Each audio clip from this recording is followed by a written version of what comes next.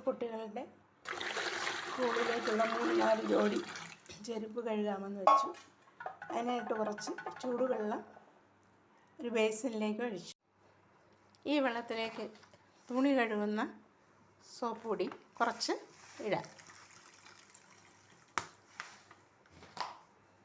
Soap പൊടി ഇട്ടതിന് ശേഷം ഇതിലേക്ക് കുറച്ച് ബേക്കിംഗ് സോഡ ഇടാം.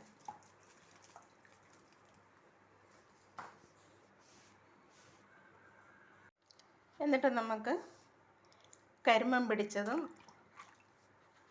നന്നായിട്ട് അഴുക്കായതുമായിട്ടുള്ള 2-3 ജോഡി ചെരുപ്പ് ഇതിലേക്ക് വയ്ക്കാം.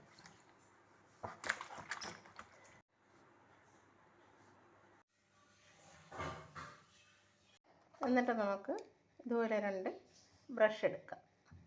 എന്നിട്ട് ഇത് ക്ലീൻ ചെയ്യാൻ തുടങ്ങാം. കരിമണ്ണടിച്ച ചെരുപ്പ് നമുക്ക് കഴുകാം.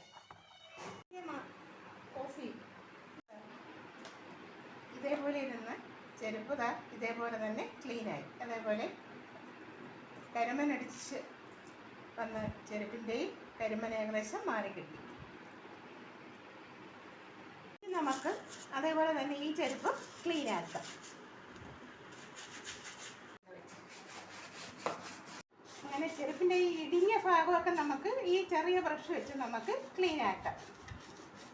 ഇത് ബാക്ക് പോർഷനാണ് ചെരുപ്പിൻ്റെ, ക്ലീനാകും. വലിയ പോർഷനാണെങ്കിൽ നമുക്ക് ഇതും വെച്ച് ശരിയാക്കാം. അങ്ങനെ മൊത്തത്തിൽ നമുക്ക് ഇതും വെച്ച് ക്ലീൻ ചെയ്യാം. അങ്ങനെ 4ാമത്തെ ചെരുപ്പ് ക്ലീനായി. ഇനി നമുക്കിതിനെ മൊത്തത്തിലെല്ലാം ക്ലീനാക്കിയിട്ട് നല്ല വെള്ളത്തിൽ കഴുകി എടുക്കണം. ക്ലീനായി കഴിഞ്ഞു. ഇങ്ങനെ കുട്ടികൾ കൊണ്ടിടുന്ന ചെരുപ്പുകളൊക്കെ ക്ലീൻ ചെയ്തെടുത്ത് കഴിഞ്ഞാൽ കൂടെ ചെരുപ്പ് മേടിച്ച് കാശ് കളയേണ്ട കാര്യം ഇല്ല.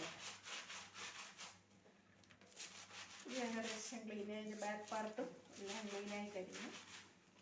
അഴുക്ക് പുരണ്ടതും കരിമണ്ണടിച്ചതുമായിട്ടുള്ള ചെരുപ്പുകളെല്ലാം നമുക്ക് കഴുകിയെടുക്കാൻ കഴിയും. ഈ ചെരുപ്പുകളെല്ലാം പുതുപുത്തനായിട്ട് നമുക്ക് കഴുകിയെടുക്കാൻ കഴിഞ്ഞു. ക്ലീനാക്കിയതിന് ശേഷം ഫ്രഷ് വാട്ടറിൽ കഴുകിയെടുത്ത ചെരുപ്പുകളാണിവ. ഇങ്ങനെ സമയം കിട്ടുമ്പോഴൊക്കെ കുട്ടികൾ സ്കൂളിലിടുന്നതും പുറത്ത് പോകുമ്പോഴും ഉപയോഗിക്കുന്നതുമായിട്ടുള്ള ചെരുപ്പുകൾ അഴുക്ക് പുരണ്ടത് ഇവയെല്ലാം കഴുകിയെടുത്ത ചെരുപ്പുകളാണ്. നല്ല പുതുപുത്തനായിട്ട് നമുക്ക് കിട്ടിയിട്ടുണ്ട്. ഇങ്ങനെയുള്ള ചെരുപ്പുകൾ വീട്ടിലുപയോഗിക്കുന്നതോ പുറത്ത് പോകുമ്പോഴെടുക്കുന്നതോ ആയവ നമ്മൾ കഴുകിയെടുത്താൽ നല്ല പുതുപുത്തനായിട്ട് കിട്ടുകയും ചെയ്യും. കുട്ടികൾക്ക് മാറി ഉപയോഗിക്കാൻ പറ്റുകയും ചെയ്യും. കുട്ടികൾ എന്ത് ചോദിച്ചാലും വാങ്ങിക്കൊടുക്കുന്ന പേരൻസാണെന്ന് ഉള്ളത്. അപ്പം ഇങ്ങനെയൊക്കെ കഴുകി വൃത്തിയാക്കി ഉപയോഗിച്ച് കഴിഞ്ഞാൽ സാമ്പത്തിക ലാഭത്തോടൊപ്പം തന്നെ കുട്ടികൾക്ക് മാറി ചെരുപ്പുകൾ ഉപയോഗിക്കാൻ കഴിയുകയും ചെയ്യും. എന്നും ചെരുപ്പ് വേണമെന്ന് കുട്ടികൾ പറയത്തുമില്ല. കുട്ടികളുടെ ധാരാളിത്ത സ്വഭാവം കുറച്ച് കുറയും. ഇങ്ങനെ കഴുകിയെടുത്ത ചെരുപ്പുകൾ കുട്ടികളെ ഉത്സാഹത്തോടെ എടുത്ത് ധരിക്കുന്നത് നമുക്ക് കാണാൻ കഴിയും. അതുമാത്രമല്ല, കുറച്ച് വലുതാവുമ്പോൾ അവർ ചെരുപ്പുകൾ സ്വയം കഴുകി ഉപയോഗിക്കാനും തുടങ്ങും. അങ്ങനെ പല ഗുണങ്ങളും ഇങ്ങനെ കഴുകി കൊടുക്കുന്നതുകൊണ്ട് ഉണ്ട് നമുക്ക്. ഇങ്ങനെ പേരൻസ് മാതൃക കാണിച്ചാൽ ഇത് കണ്ട് വളരുന്ന കുട്ടികളിൽ സാമ്പത്തിക അച്ചടക്കവും പൊതുവെ ഒരു അച്ചടക്ക സ്വഭാവവും ഉണ്ടാവും.